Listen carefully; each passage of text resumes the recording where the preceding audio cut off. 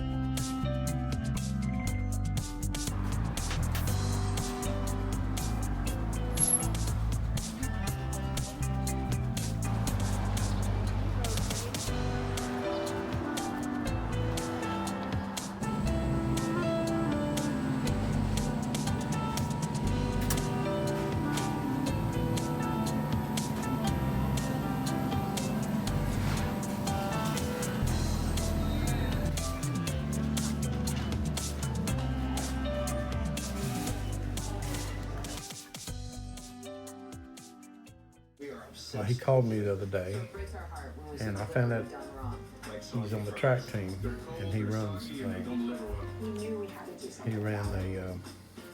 He runs an event. So I asked him. I said, "What's your time in that event? It's 800." And he said, "Well," he said, "it's like 2:15." And I said, "Oh, okay." I said, "Is that pretty good now? You know, as far as he goes, yeah." He says, "Pretty good." He said, "It's not." I said, what are the top runners running?" He goes, "Well, some of them run like 2:10." And he said, "That's, usually what wins, He said, "They're the stronger runners." And I said, "Okay." Anyway, I didn't say anything, but when I was in the 9th grade, that was when the 9th grade was still junior high. And I was sitting in class one day. I wasn't on the track team.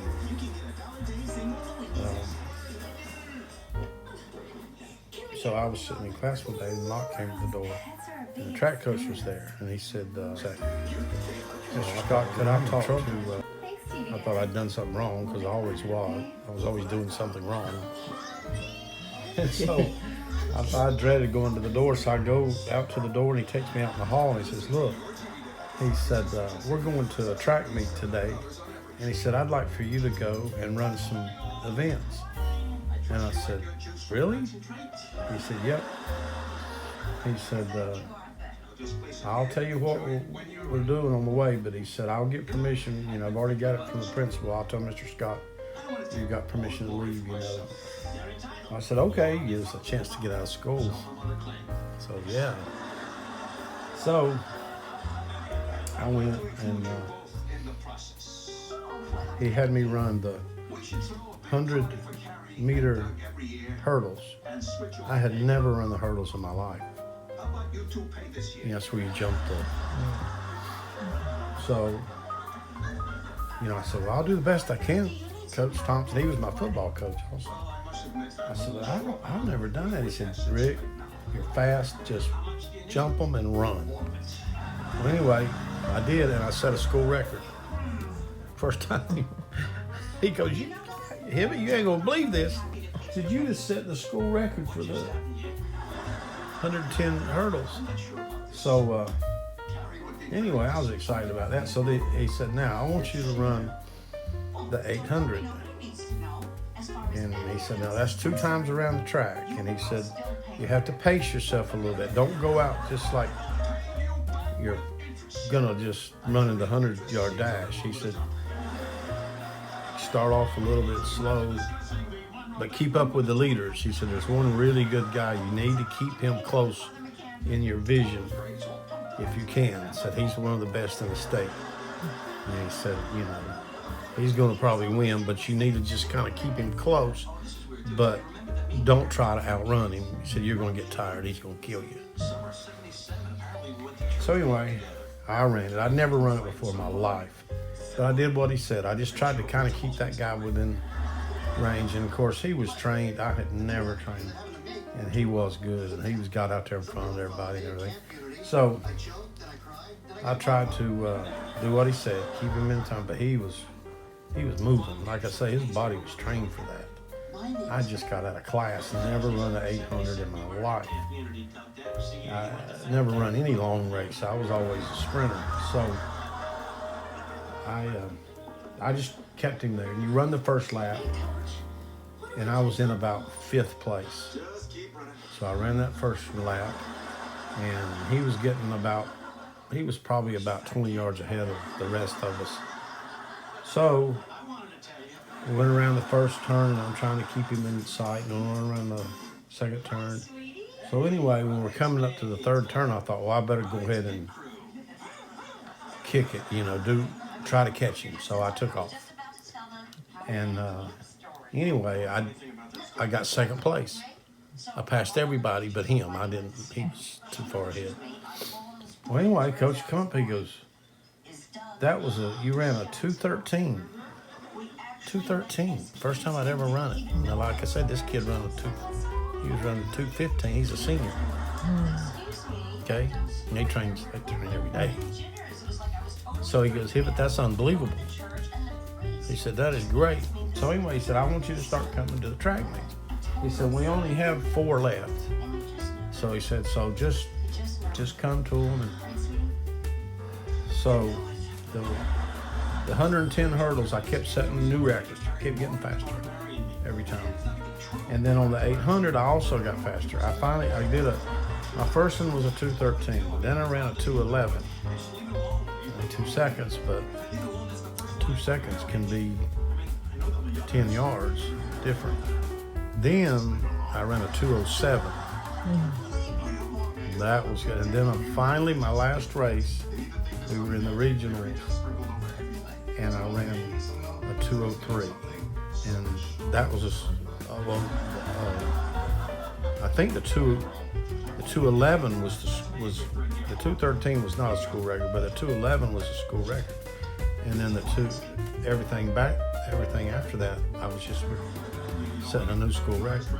So anyway, it was 2:13, 2:11, 2:07, it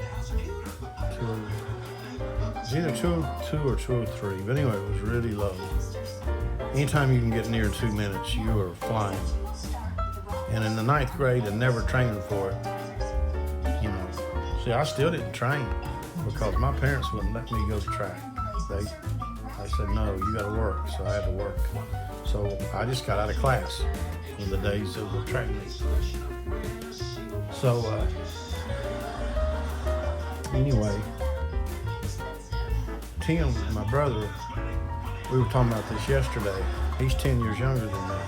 So when he went to the junior high 10 years later, he said one day he was looking at the school records, and he was looking, all of a sudden he saw Rich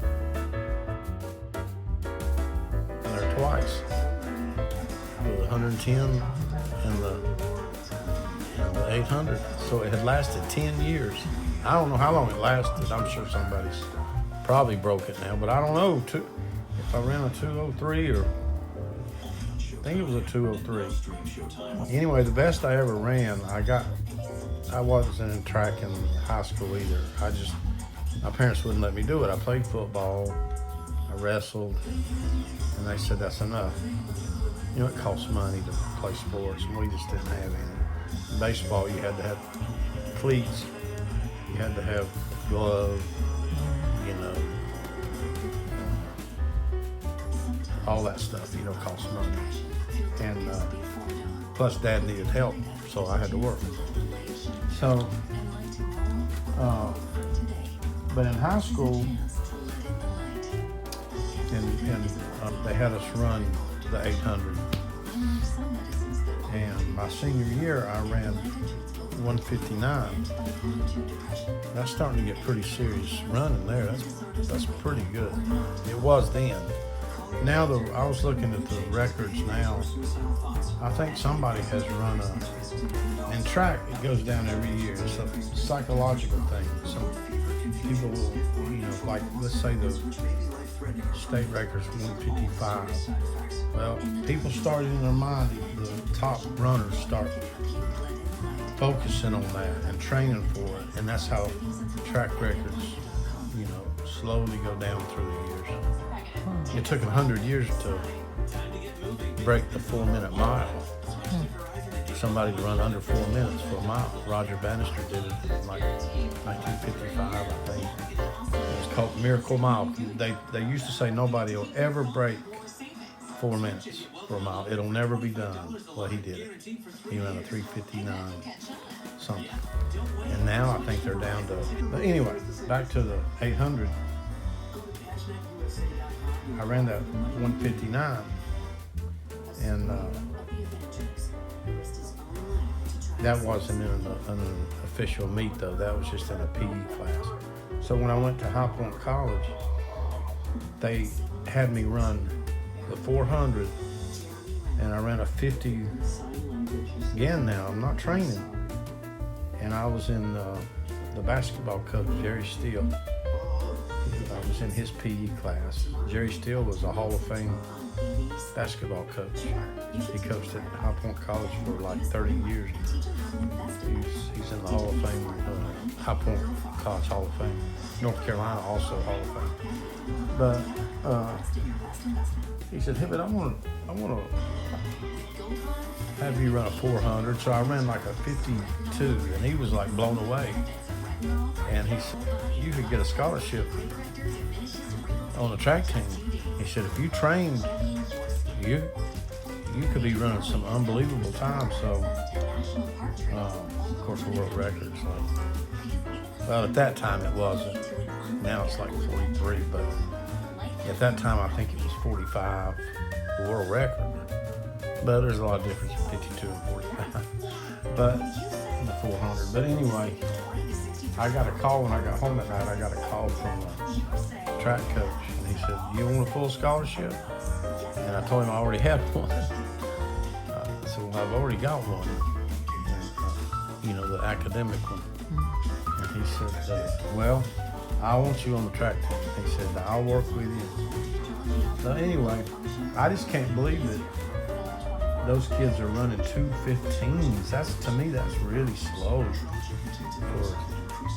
for slow. I didn't tell him that, but that's slow. The girls' state record's 2:15 or 2:12, I think.